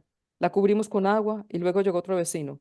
A medida que el día transcurrió, nos llamaron personas de todas las partes del norte de las Bahamas. Algo estaba causando que las ballenas abandonaran las aguas profundas y salieran lo más rápido posible de allí. Get the hell out of there. Fue devastador. Animales que aprendí a conocer a lo largo de 10 años estaban muertos. Estaban tratando de huir. Yo estaba resuelto a averiguar por qué. Cierre de cita. Los investigadores proceden a recoger muestras de las ballenas y envían un total de 6 cabezas de ballenas y o delfines para ser analizadas en los laboratorios de medicina de Harvard, donde ven hemorragias alrededor del cerebro y los oídos. Para los investigadores era evidente que la mortandad de las ballenas estaba causada por humanos. Y efectivamente, al día siguiente, Balcom sobrevuela el área, ve barcos de guerra norteamericanos y supone que los barcos han estado experimentando con sus sonares. Científicos del gobierno americano, bueno, Balcom en realidad se organiza y organiza a los científicos, e inician una investigación sobre lo sucedido y el 7 de enero del 2002 la Armada, el National Marine US Service, el Servicio Nacional de la Vida Marina en Estados Unidos, de los Estados Unidos, admite que, y aquí cito, mató por lo menos 6 ballenas en un accidente que sucedió por sonares en sus barcos. Cierre de cita. O sea, solo admite las ballenas cuyos oídos fueron analizados en Harvard. El lenguaje no especifica que lo que la Armada estaba probablemente haciendo era ensayar un controvertido nuevo sonar de frecuencia más baja, el Surtas LFA, con efectos letales para dichos animales. El Surtas es un tipo de sonar pasivo, Surveillance Towed Array Sensor System, que utiliza hidrófonos altamente capaces de escuchar los sonidos del océano. El LFA es un sonar activo que detecta sonidos bajo el agua utilizando la ecolocación. Envía un ping que golpea un objeto y se devuelve como un eco para poder hacer un mapa de los objetos en el océano. Es decir, funciona como mecanismo antisubmarino de guerra diseñado por la Armada Americana. El sonar LFA tiene, y aquí cito una de las páginas, esta página de hecho, 18 transmisores acústicos colgados de un cable suspendido bajo y a través de un barco y puede detectar submarinos a largas distancias. La verdad es que cuando uno empieza a investigar sonares, lo que empiezan a salir es páginas y páginas y páginas militares. La Armada misma dice en una referencia vaga al proceso jurídico iniciado por Balcom y otros científicos que, y aquí cito y cito de esta página, ha habido mucha preocupación sobre cómo el surtas afecta a los mamíferos marinos y los buzos. La Armada ha llevado a cabo investigaciones sobre los efectos letales del surtas y ha desarrollado una declaración de impacto ambiental que se puede leer en esta página web. La Armada, por su parte, dice que el SURTAF LSA, y aquí cito, es necesario para cumplir su misión de guerra antisubmarina y de seguridad nacional. Lo mismo que el silencio durante los años 50. La ironía de la historia de la ecolocación es precisamente la utilización de los mecanismos de escucha de algunos seres vivos, o sea, ballenas y, bueno, murciélagos son los evidentes, para diseñar máquinas que los matan a partir de la utilización de dicho mecanismo como arma de guerra. Pero la experimentación militar no es la única razón de los varamientos de las ballenas.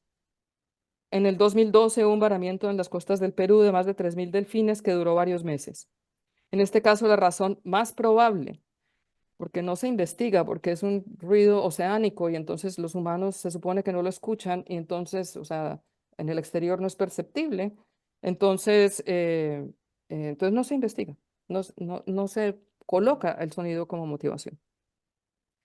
En este caso, la razón más probable, dicen, fueron las detonaciones sonoras producidas por la exploración de petróleo de la compañía BPZ Energy, que llevaba realizando prospecciones con ondas sísmicas por un año en la zona. Este tipo de exploración utiliza ondas sísmicas producidas por energías acústicas que inducen oscilaciones que interactúan con los materiales en el fondo del mar y se propagan por medio de pistolas de aire que producen un sonido intenso y continuo. Y finalmente hay otro tema de contaminación sonora oceánica, que es el ruido producido por los barcos de carga global y las autopistas de transporte oceánicas. Estas imágenes son tomadas del sitio shipmap.org, que la verdad los invito a que lo visiten, que en el año 2012 codificó millones de datos para producir esta mapa de los barcos de carga en el océano. Tiene para los 2012 cada segundo cuántos barcos hay. Y pues como ven, las autopistas de barcos producen un ruidajón permanente en el océano. Bueno. Ahora bien, ¿qué estaba haciendo Kenneth Balcom en las Bahamas cuando sucedió el varamiento de las ballenas? Balcom estaba en las Bahamas porque allí queda el Bahamas Marine Mammal Center Organization y porque históricamente islas como las Bahamas y Puerto Rico han sido epicentros de investigación científica de investigadores norteamericanos especialmente. Hay una historiografía de los hidrófonos que tiene que ver con empezar a hacer espionaje militar entre las primeras y la segunda guerras mundiales, hidrófonos oceánicos que se colocan primero en las Bahamas y Puerto Rico, pero esa no la voy a mencionar aquí. Para la antropóloga Amelia Moore, las Bahamas constituyen un epicentro global del antropoceno y están definidas tanto por la historia colonial y el turismo como por la experimentación científica con lo antropogénico, que ubica dicha isla en una época que ella caracteriza como de ecobiopolítica, típica de la gobernanza actual. Para ella, las islas pequeñas, hoy en día epicentro del cambio climático, están caracterizadas por una intensificación entre antropogenia y ciencia que incluye tanto a humanos como no humanos. Para Elizabeth Delory, y aquí la cito a ella, en el Antropoceno, el océano se ha convertido en un nuevo espacio imperial en una era de catástrofes ambientales aceleradas. Cierro cita.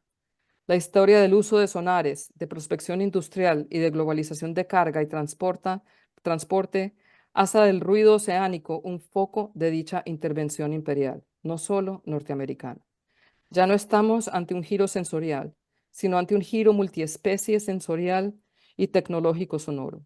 Como lo dice el periodista de ciencias Ed Young en su libro Un mundo inmenso, un libro sobre el mundo sensorial de los animales, los términos infrasonido y ultrasonido son una afectación antropocéntrica. No podemos escuchar estos sonidos, entonces los clasificamos como escondidos o secretos, así sean claramente audibles para otras especies. Es decir, la historia del secreto como silencio no incluye solo la regulación por seguridad nacional, incluye también la dificultad de pensar las categorías descriptivas de lo sonoro desde políticas multiespecie y no solo desde las formas de escucha antropocéntricas. Bueno, y ahora paso a la parte final y al cierre de mi ponencia. Ahora bien, esto no comienza en años recientes. El puertorriqueño Rafael Ocasio estudia cómo los antropólogos norteamericanos estudiaron y abordaron el folclore de la isla luego de la guerra hispanoamericana, por medio de la cual se tomaron posesión de la misma en 1898. Y habla sobre la conversión de la isla en sitios de expansión científica, específicamente por medio de la recolección de folclore, pero no únicamente, ha habido muchos experimentos científicos en la isla. Este componente de expansión imperial también es otra clave de la extracción sonora. Y es a partir de estas ideas de Ocasio y de Moore del Caribe, como un centro experimental de extracción de saberes, que paso a trabajar con algunos elementos de otro archivo histórico para comenzar a cerrar mi conferencia. La United Fruit Company es ampliamente conocida, por lo menos para quienes crecimos en el Caribe, Centroamérica y el norte de Sudamérica, como un actor corporativo, político y militar fundamental en la historia de América Latina y el Caribe a comienzos del siglo XX. Llamada con el sobrenombre de El Pulpo, debido a su alcance tentacular en casi todos los dominios de la vida cotidiana, económica y política, fue inmortalizada en la literatura por figuras como Pablo Neruda y Gabriel García Márquez. Su consolidación como una entidad masiva es una historia que frecuentemente se cuenta en cifras. Creada en 1899, para el año 1900 ya había absorbido o se había fusionado con otras 12 compañías bananeras, convirtiéndola en la corporación de frutas más grande del planeta. Para los 1930, eran dueños de más de 90 barcos, con una innovativa cabina de refrigeración que a su vez refrescaban las cabinas de pasajeros, convirtiendo sus barcos de carga en los primeros cruceros, dando pie a la industria de turismo de la región y al transporte de músicos en los cruceros. Para esta misma fecha se habían construido más de 1000 millas. Esas son algunas de las rutas que siguen los cruceros y obviamente aparece toda la política de Estados Unidos con América Latina en esa imagen de la derecha. Para esta misma fecha, habían construido más de 1000 millas de ferrocarriles con sus puertos y ciudades de americanos en las Américas, las famosas Company Towns, y eran dueños de más de 3.5 millones de hectáreas de tierra que habían deforestado y secado para la creación de plantaciones de banano y una lucrativa venta de maderas preciosas como la caoba, trayendo así la histórica plantación colonial a la era industrial. Para 1929 tenía más de 68.000 empleados y de 25.000 accionistas. Ahora bien, como lo han anotado tanto Alejandra Bronfman como Christina Drehl, es mucho menos conocido el papel de la United Fruit Company en la invención de la radio en el Caribe, y menos aún en su papel en el transporte de músicos desde Nueva Orleans y otras ciudades a las fiestas que se celebraban en sus company towns por todo el Golfo de México, Centroamérica y el Caribe. Y además su rol de transporte de científicos que viajaban en sus barcos, antropólogos y arqueólogos que navegaban en sus barcos a realizar sus investigaciones y utilizaban las instalaciones de la compañía allí donde investigaban. Concentrémonos solo en la radio. Para Christina Dale, la United Fruit Company fue un actor central en la lucha por el control de las ondas radiales y la creación de lo que ella llama un cartel americano de la radio, con el nacimiento en 1919 de la Corporación Radial de los Estados Unidos, Radio Corporation of America.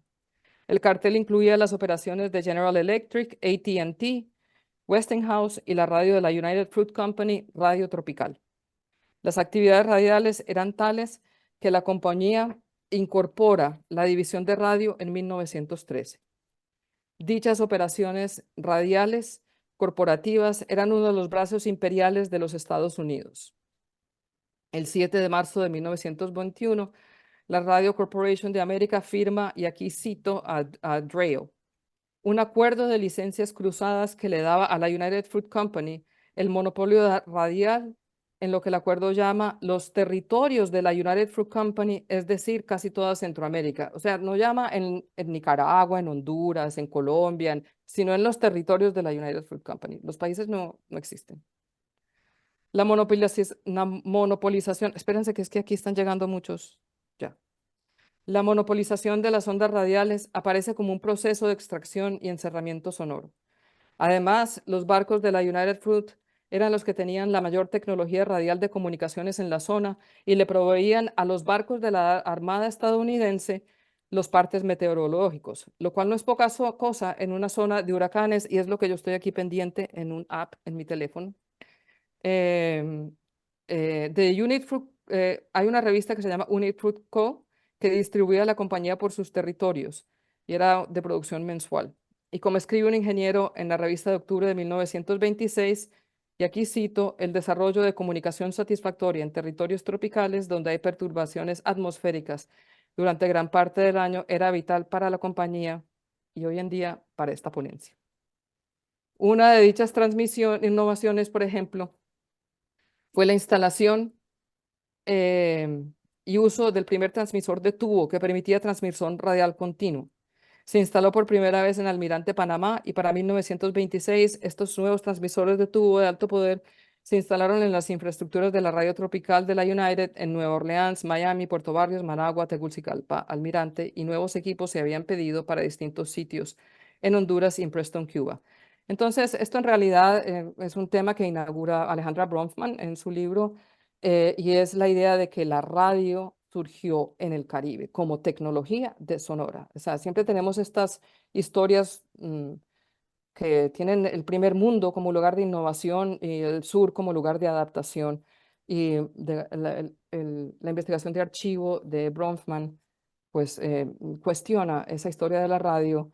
Ella no utiliza prácticamente los archivos de la United Fruit, entonces esto simplemente complementa, digamos, esa teoría que ella propone. Toda esta infraestructura implicaba además una operación de la banca. Peter Hudson ha estudiado cómo los banqueros estadounidenses colonizaron el Caribe.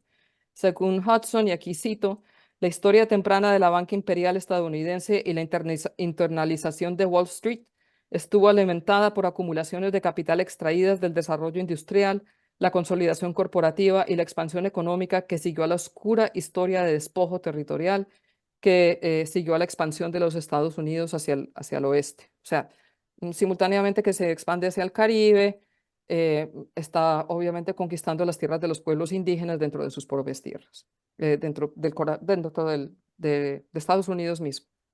Dicha expansión imperial dependía de un rediseño de oficinas que incluían centrales telefónicas, dictáfonos, dictágrafos y alarmas mecánicas para prevenir el robo. Esto es una cita de Hudson. Esta expansión también incluyó banqueros inversionistas que, dice Hudson, vendían la deuda pública del Caribe y otras regiones en los Estados Unidos al hacer flotar la deuda pública de dichos países en la financiación de proyectos como la construcción de ferrocarriles. Obviamente, y aquí cierro, un modelo neoliberal contemporáneo o parecido. Es decir, tenemos entonces la expansión de la plantación colonial a una plantación de infraestructura industrial con barcos, ferrocarriles, company towns, puertos y la radio que comunica todos los sitios involucrados. La radio no era un epifenómeno de esta infraestructura extractiva, es central a su misma constitución. Para cerrar, quiero mencionar otro objeto sonoro de investigación que nos conecta a otro elemento y nos trae más al sur. Un mapa de la Biblioteca Latinoamericana de la Universidad de Tulane titulado Mapa de las líneas de transportes tributarias a los intereses comerciales de Nueva Orleans, preparado para la Bolsa Mercantil Mexicana, Centro y Suramericana por Julio Popper, 1883. No podía creer cuando vi el nombre de Julio Popper. Julio Popper, como muy probablemente saben muchas personas de este auditorio, es un ingeniero rumano, uno de los genocidas centrales de los Selknam en la Patagonia, en Argentina. ¿Qué hace Julio Popper diseñando este mapa? Simplemente quiero mostrar un detalle porque no sé si alcanzan a ver que aparecen los cables subterráneos de telegrafía, además de las rutas de los barcos. Julio Popper, de hecho, cuando emigra de Rumania, pasa algunos años por el año de 1881 en Nueva Orleans y México, donde se comienza a emplear como ingeniero y geógrafo, y es así con esas credenciales que llega a la Argentina, donde interesado en los territorios de la Patagonia debido al oro y con fines de instalar un telégrafo, se convierte en uno de los mayores artífices del genocidio de los Selknam. Como sabemos, las primeras grabaciones etnomusicológicas de los Selknam fueron hechas durante estas campañas genocidas. Es impresionante la manera como dichos personajes coloniales tienen un tipo de ubicuidad. Aparecen una y otra vez por diferentes partes de las Américas como si todo fuese su territorio por conquistar. Para cerrar entonces, como vemos, la invención de los medios y mecanismos sonoros militares y científicos diversos que colocan no solo la expansión tecnológico-sonora, la documentación forzada de músicas indígenas y la cuestión animal como extracción sonora, no son hechos aislados. Cuando uno empieza a pensar la relación entre diversas formas de manipulación del silencio y del ruido, usos de la radio, hidrófonos, sonares, y los recorridos de científicos y militares de los recolectores de sonidos, no como mecanismos aislados, sino como un proceso interrelacionado, lo que surge es una infraestructura sonora global extractiva, comercial militar, una infraestructura de extracción y manipulación sonora. Siguiendo la teórica Angela Davis, quien ha estudiado lo que ella llama el complejo de prisiones industrial militar, llamo a esta red un complejo sonoro extractivo global industrial militar.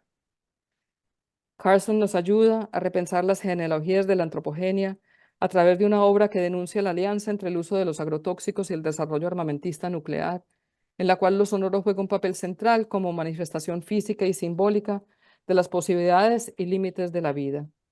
El desarrollo de tecnologías de guerra basadas como biopolítica, que utiliza la colocación como armamento, nos lleva a abrir el espectro de la historiografía de la experimentación sonora de los años 50 como uno que no solo se dio entre las artes vanguardistas, sino también en la producción de máquinas sonoras que experimentan con lo sensorial.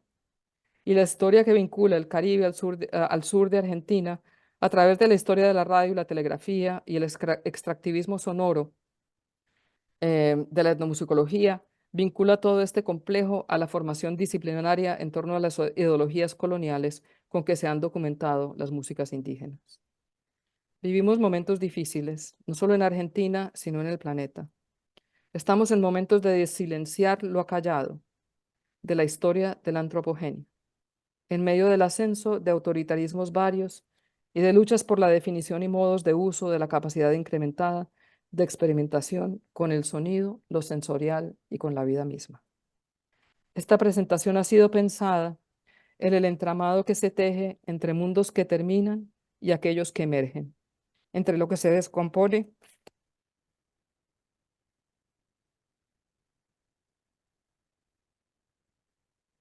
y se recompone entre sonidos y escuchas, en medio de la enorme transformación de constitución del planeta a la cual asistimos. Muchos de nosotros, como ciudadanos de diversas partes del mundo, con pocos recursos afectivos y materiales cotidianos para responder. Este evento, por ejemplo, estuvo determinado por fuerzas que nunca consideramos constitutivas de la preparación del mismo. Los cuerpos envejecientes y la enfermedad, por un lado, y las aguas y vientos huracanados, por otro, que en este momento están sonando un poquito más fuerte. Es evidente que ambos han sido actores de la definición de este evento inaugural, por lo menos, y un poco haciéndonos entender que no todo está eh, en nuestras manos y que son actores que, a pesar de eso, aquí estamos juntos, reunidos, y hay esa parte también, ¿no? Modos nuevos de juntarnos. Para cerrar, los invito a pensar esto no como un desastre, entonces el hecho de que yo no pude viajar, este huracán, que no sabíamos si yo me iba a poder comunicar o no, porque más tarde se va a caer la electricidad y las comunicaciones. Em, entonces, para cerrar, los invito a pensar esto no como un desastre, sino como un modo de redefinir nuestras interacciones precisamente al dejar la arrogancia que todo lo podemos hacer nosotros sin pensar en la tierra y en los cuerpos como actores fundamentales. Y en el dolor que, digamos, nos ha legado esa historia y está muy presente. Por tanto, este trabajo se ubica políticamente en el potencial que se abre ante lo que Bifo Berardi llama el fin de la concepción humanista del hombre, para pasar a pensar una historiografía de las nociones de sonido, silencio y experimentación sonora que coloque el énfasis en las interdependencias entre pensamiento vanguardista, educación, universidades, seres vivos, no como un epifenómeno del pensamiento estético, sino como constitutivo de las artes sonoras y de la vida misma. Bueno, muchas gracias por escuchar. Y em,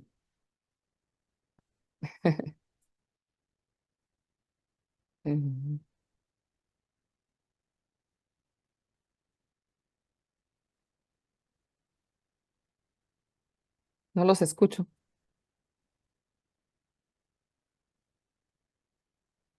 Hola, hola. Hola. Uf.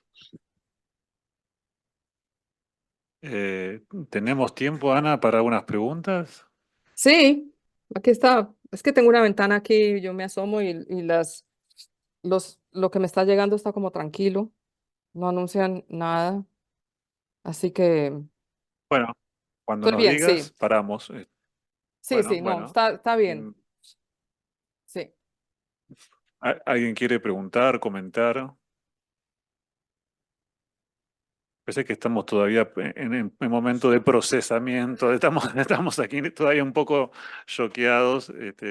Danos un minuto de recomposición, pero Claro. seguro, acá, Victoria, adelante.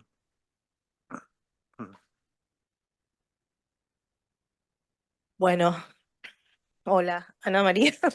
Finalmente se pudo. Muchísimas gracias una vez Increíble. más. Nunca he visto un huracán en que no se hayan caído las comunicaciones para esta hora. No, aquí Bueno, hay funcionó. una complicidad. Bueno, realmente un poquito impactada por toda esta data, algo ya habías ofrecido en un encuentro, creo que fue en CIPS, puede ser. En Brasil, sí. Em, sí. Y yo lo que quería preguntarte era un poco repensando esta relación que vos estableces de alguna manera a partir de toda esta cartografía en la que estamos, y esta lectura compleja y profunda que planteás, donde lo sonoro empieza a cobrar una dimensión muy importante. ¿Cuál sería para vos, digamos, cómo se constituye esa posibilidad, digamos, tanto el sonido como la escucha como posibilidad? No sé si soy clara al respecto, digo, estamos frente a una situación y además porque nos convoca el sonido y la escucha, pero además en un momento crucial. Yo creo que de hecho la escucha es uno de los puntos claves, por lo menos, de los movimientos de resistencia, el derecho a la escucha. Y creo que esto de alguna manera se va instalando. Y lo que te quería preguntar es cómo veías en esta lectura que haces, digamos, del campo científico, por ejemplo, ¿no? Como un campo político, cómo ves, ¿no? ¿Qué herramientas tendríamos a partir de este mapa de situación, ¿no? Un poco para tratar de... Yo pensé que era terrible lo que estábamos viendo en Argentina y ahora me doy cuenta que en realidad, eh, bueno, tenemos, miramos un poquito más allá y hay algo mucho más terrible. Bueno, nada, era eso en principio, y bueno, y gracias. Bueno, yo creo que eso es una pregunta muy amplia, que en parte yo creo que el simposio la va a probablemente trabajar los 3 días, pero yo quiero que quede claro que hay un momento simultáneo. Uno de esta expansión de autoritarismos, que lo que yo quería hacer era hacer una genealogía histórica sonora de sus modos de presencia. Y esto no fue mi proyecto, esto fue surgiendo. O sea, yo empecé a pedir archivos y de pronto me llegaba que este mismo señor que estaba en Puerto Rico estaba en Colombia, que este otro estaba en del mapa. Yo no podía creer que era, o sea, empezaron a conectarse los archivos. Entonces ahí se fue armando el libro, ¿sí? Ahí se fue armando un libro que está en una bisagra.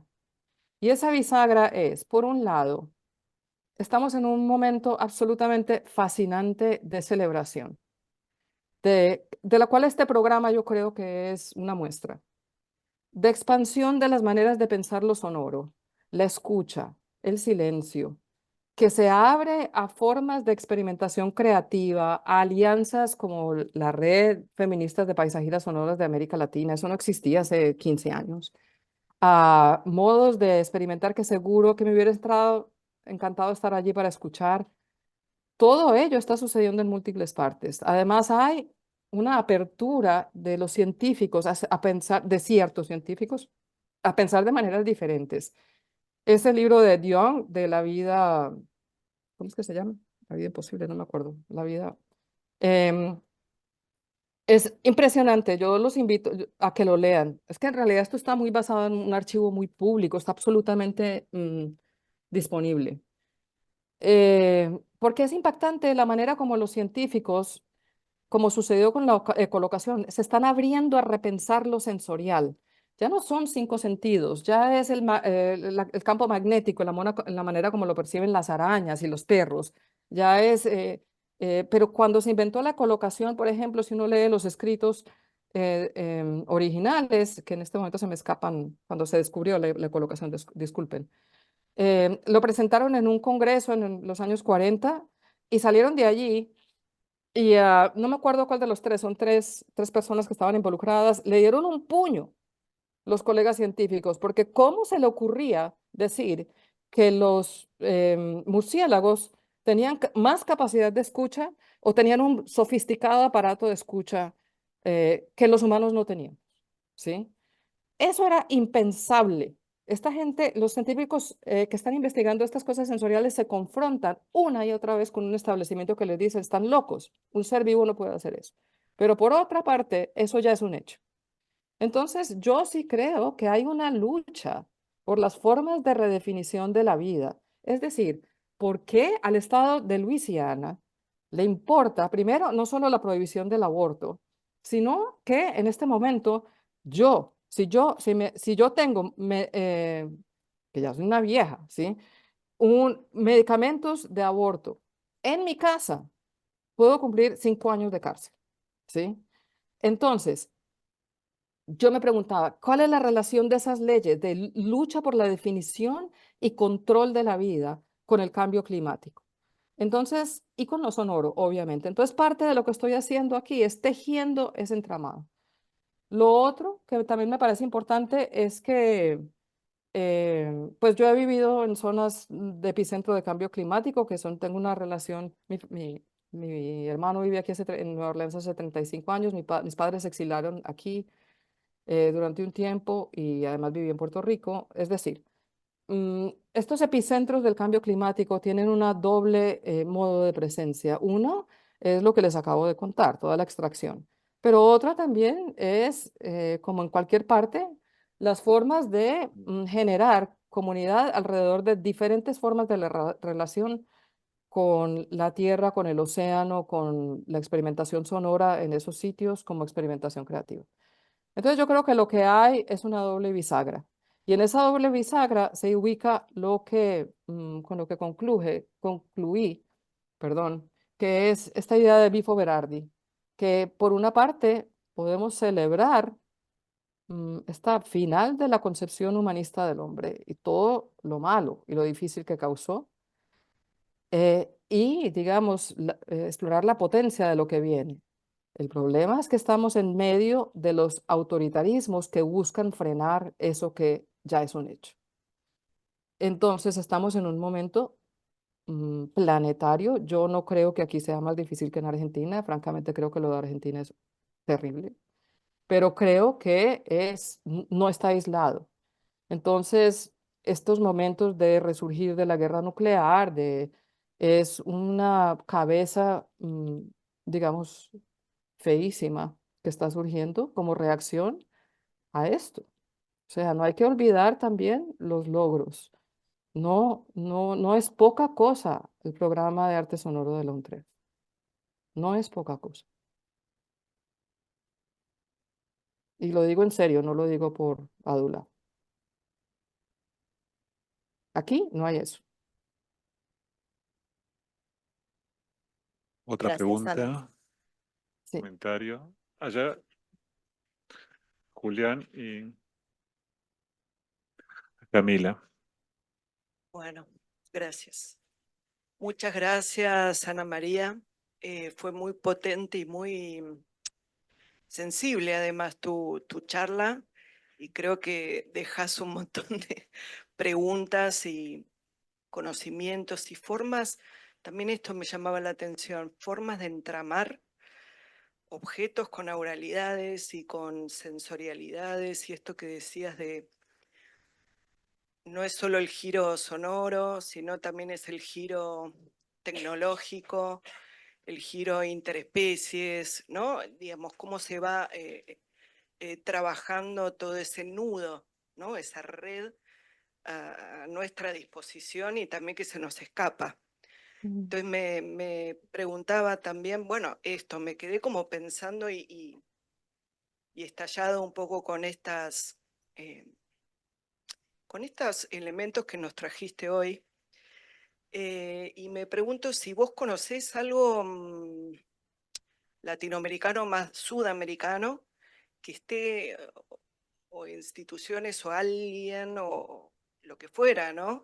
Además de la UNTREF y de esta institución que nos permite trabajar desde el arte sonoro, si conocés como otras redes sudamericanas que estén trabajando o que quizás empiecen a vislumbrar algo de esto o escuchar algo de esto.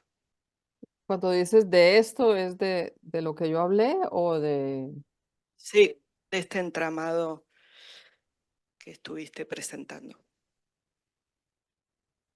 Bueno, no sé si así con estas conexiones. Lo que pasa es que yo he tenido la suerte de seguir de cerca. Eso es un regalo que me dio el libro Aurality. Mm, de seguir de cerca porque me han invitado. La UNTREF me ha invitado varias veces, me invitó a participar del Pensar los estudios de sonido. En Brasil también he tenido interacciones con el grupo de sonología y el grupo, ya la islita, con el grupo de sonología y el grupo de otros grupos, o sea, varios grupos que tienen de trabajos que son redes locales también. Para mí es muy importante Ana María Romano, la compositora, y su red latinoamericana de paisajistas sonoras. Eh, Empezó hace relativamente pocos años, ya son, bueno, hace 3 meses eran 129, no sé cuántos son. Está el grupo de trabajo que tienen Natalia Veleto en Chile. Es decir, está un grupo de trabajo experimental que se llama El Oído Salvaje en Quito. Y yo, por razones diversas, yo soy muy nómada, he vivido en 11 ciudades. Y me gusta mucho investigar el archivo. Entonces, digamos que acabé pudiendo hacer estas correlaciones.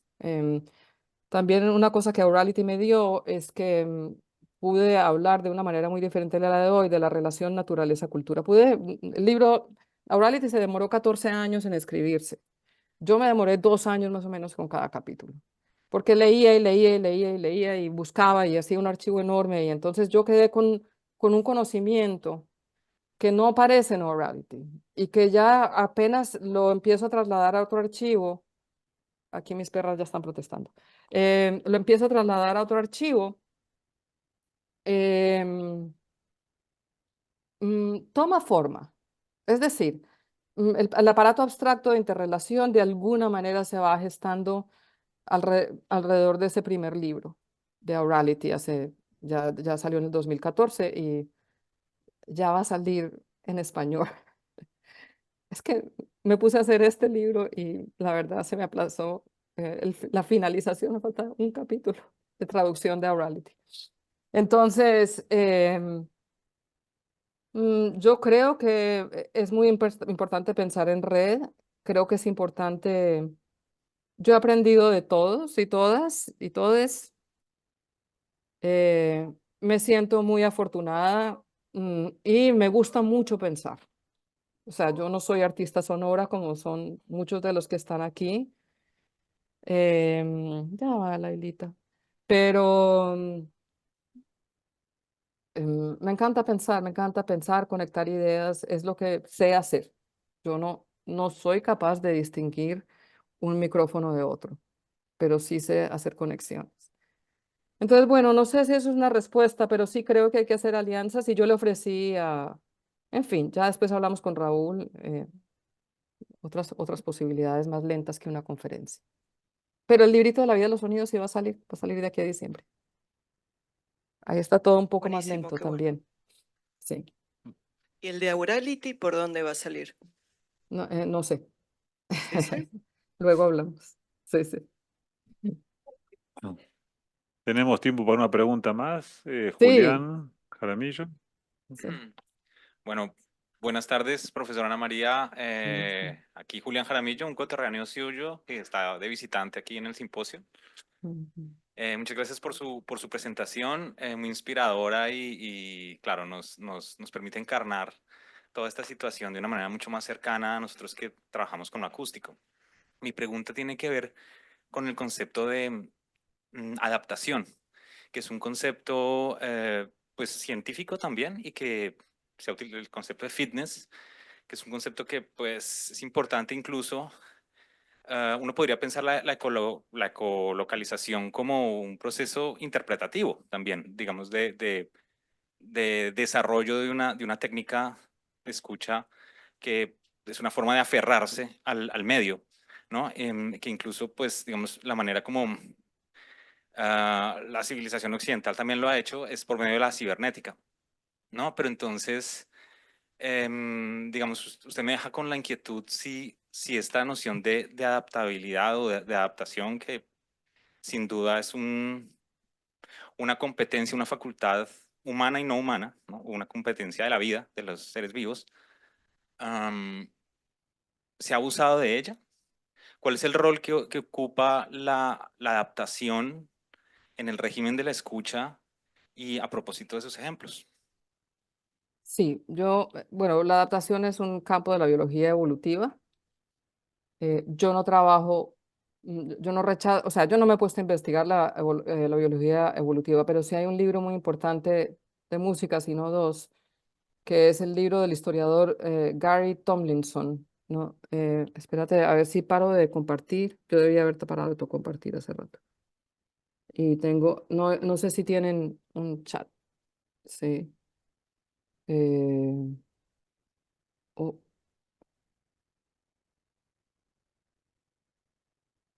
Gary Tomlinson, A Million Years of Music, o algo así, en donde él sí utiliza como parámetro la biología evolutiva para repensar la historiografía de lo musical. Y también hay un libro reciente de Gavin Steingo sobre interdependencia entre seres vivos, sobre comunicación interespecie. Entonces ellos trabajan más con paradigmas evolutivos. También hay muchas nociones cambiantes de paradigmas evolutivos que ponen al centro otras problemáticas distintas. Las feministas han, por ejemplo, tomado la noción de Darwin de mutación y le han dado una interpretación muy diferente. Una de las personas que trabaja eso es Elizabeth Gross, pero ella no trabaja con música. Gross, con G al principio. Y así, entonces yo creo que en la misma biología evolutiva hay una serie de preguntas. El régimen de adaptación generalmente se ha pensado como un régimen agresivo, o sea, the survival of the fittest. Como ven, leo mucha ciencia, me gusta mucho. Pero ahora hay una pregunta muy diferente y es una pregunta que también está, por ejemplo, presente en la obra de Deleuze, es, ¿no habrá otro tipo de historia que es la de la amistad? Es decir, la abeja y la orquídea, que es el ejemplo típico, sobreviven porque se adaptan unos a otros, ¿sí? Y ahora hay un programa de esto desde David Attenborough, que me encantan también, sobre sonidos animales y es increíble lo que presentan sobre, por ejemplo, cómo el sonido de las abejas, del batir de las alas de las abejas hace que las flores se abran con sus vibraciones. Entonces, toda esta cosa de colaborar en vez de competir como paradigma de adaptación también, entonces, creo que hay muchos cambios en la misma biología evolutiva, pero yo no trabajo con eso, yo trabajo con otro tipo de cosas, pero sí hay otra gente que está trabajando con eso, que son las que cito ahí con los honores. Bueno, muchas gracias. Bueno, muchísimas gracias, Ana. Otra vez, muchísimas gracias. Un aplauso. Sí. Eh, bueno, me da mucha tristeza no estar allí porque ahora seguiría una conversa deliciosa, pero gracias por escuchar. Bueno, y nos vemos mañana a las 9, Centro Cultural San Martín, Sarmiento 1551. Muchas gracias, hasta mañana a todos.